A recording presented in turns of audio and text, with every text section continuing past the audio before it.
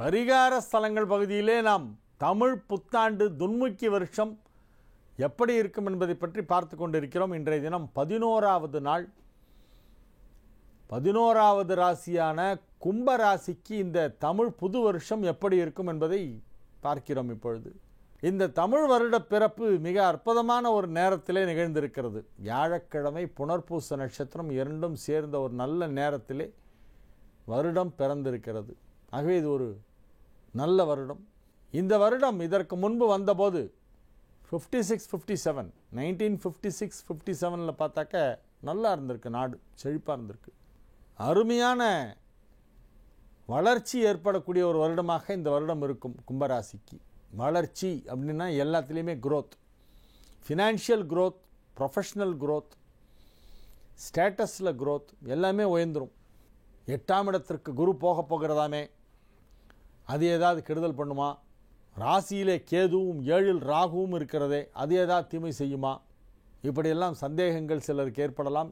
எந்த சந்தேகமும் வேண்டாம், உங்களுக்கு நல்லா இருக்கு. ஏனென்றால் குரு கும்பத்துக்கு நல்லது பண்ணாது. கும்பராசிக்கு ஒரு பெரிய யோகத்தை கொடுக்கும் கிரகம் அல்ல குரு. அதோடைய பார்வை வேணால் உங்களுக்கு எதாவது நல்லது பண்ணுமே வழியே அது ஒன்றும் நல்லது பண்ணாது. அதனால் அது 8ல் போய் மறைகிறது உங்களுக்கு நல்லது தான். 4 ராசிக்கு குரு நல்லது பண்ணாது. ரிஷபம், துலாம், மகரம், கும்பம். இன்னொரு தடவை சொல்கிறேன், ரிஷபம், துலாம், மகரம், கும்பம், இந்த 4 ராசிகளுக்கும் குரு நன்மை செய்யாது. அது எப்பெல்லாம் மறைவு ஸ்தானத்துக்கு போகிறதோ அப்போல்லாம் உங்களுக்கு நல்லாயிருக்கும். இப்பொழுது துன்முக்கி வருடத்திலே ஆகஸ்ட் 2ஆம் தேதி குரு பயிற்சியாகி 8ஆம் இடத்திற்கு போகிறது. ஆகவே இது நன்மை செய்யக்கூடிய ஒரு அமைப்பு. ஏன்னா அதோடைய பார்வை நன்மை செய்யும். 12ஆம் இடம், 2ஆம் இடம், 4ஆம் இடம் ஆகிய இடங்களை குரு பார்க்க போகிறது. 12ஆம் இடம் என்னும் அயன சயனஸ்தானத்தை குரு பார்ப்பதால் இல்வாழ்க்கை மகிழ்ச்சிகரமாக இருக்கும். 2ஆம் இடமாகிய தனஸ்தானத்தை குரு பார்ப்பதால் செல்வச் செழிப்பு ஏற்படும், குடும்ப வாழ்க்கை மகிழ்ச்சிகரமாக இருக்கும். 4ஆம் இடத்தை பார்ப்பதால் சுகஸ்தானம் வலுப்பெறுகிறது. குருவின் பார்வை மட்டும்தான் நல்லது பண்ணும் கும்பத்துக்கு, குரு நல்லது பண்ணாது. இந்த வருடம் எதுவும் பெரிய கிரக பயிற்சி கிடையாது. துன்முக்கி வருஷத்தில் ராகு கேது பயிற்சி இல்லை, சனி பயிற்சி இல்லை, வெறும் குரு பயிற்சி மட்டுமே இருக்கிறது. வைகாசி 4ஆம் தேதி குரு வக்ர நிவர்த்தி ஆகின்றது. வைகாசி 4ன்னா மே 18. மே 18ஆம் தேதி தமிழ் கணக்குப்படி வைகாசி 4 குரு வக்ர நிவர்த்தி ஆகிறது 7ஆம் இடத்திலே. 7ஆம் இடத்தில் குரு ராகு இப்பொழுது ஒன்றாக இணைந்திருக்கிறது. அதன் பிறகு குரு நகர்ந்து 8ஆம் இடம் செல்கிறது. 8ஆம் இடத்திற்கு சென்ற பிறகு அதன் பார்வையால் கும்பராசிக்காரர்களுக்கு சில நன்மைகள் எல்லாம் நடைபெறும். 7ஆம் இடத்திலே இருக்கும் ராகுவால் என்ன நன்மை என்றால் பெரிய ஒரு செல்வ செழிப்பை கொடுக்கும். ராகுவை போல் கொடுப்பார் இல்லை, கேதுவை போல் கெடுப்பார் இல்லை. ராசியில் உட்காந்துருக்கிற கேது ஏதாவது இடைஞ்சல் பண்ணிட்டு இருக்கும். ஆனால் 7ஆம் இடத்துல இருக்கிற ராகு உங்களுக்கு பொருளாதார நிலையிலே பெரிய வளர்ச்சியை கொடுத்து விடும்.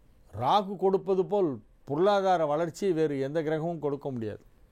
திடீர் தனலாபமெல்லாம் ராகுவோட அருளால் தான் கிடைக்கும். இப்பொழுது ஒரு நல்ல நேரம் நடைபெற்று கொண்டிருக்கிறது. இந்த தமிழ் புது வருஷம் கும்பராசிக்கு அதிக அளவிலே நல்ல விஷயங்களெல்லாம் நடக்க வழிவகுக்கும். அதற்கான கிரக அமைப்பு அமைந்திருக்கிறது. இப்பொழுது உள்ள கிரக அமைப்பு, கிரக நிலவரம், இந்த ஒரு வருடத்திற்கு இருக்க போகின்ற கிரக மாற்றங்கள் போன்ற அனைத்தையும் மனதிற்கொண்டு கும்பராசிக்கு எப்படி இருக்கும் என்று பார்த்தால் மிக சிறப்பான நன்மைகள் நடைபெறக்கூடிய ஒரு நல்ல வருடம். வேலை பார்க்கும் இடத்திலே பெரிய பதவிகள் எல்லாம் கிடைக்கும்.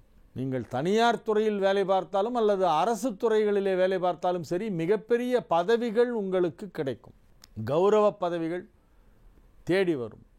அலுவலகத்திலே கிடைக்க வேண்டிய பதவி உயர்வு மிக சுலபமாக கிடைக்கும். பதவிகள், பட்டம், புகழ் போன்றவை சற்று அதிகமாக கிடைக்கக்கூடிய ஒரு நல்ல நேரம் இது. பொருளாதார நிலையும் சிறப்பாக இருக்கும். 2ஆம் இடமாகிய தனஸ்தானத்தை அதற்கு அதிபதியான குரு பார்க்க போகிறது. ஆகஸ்ட் 2ஆம் தேதியிலிருந்து துன்முக்கி வருஷம் முடிகிற வரைக்கும் குரு பார்வை 2ஆம் இடத்திற்கு கிடைத்து கொண்டிருக்கிறது. ஆகவே பொருளாதார நிலையிலும் நல்ல வளர்ச்சி ஏற்படும்.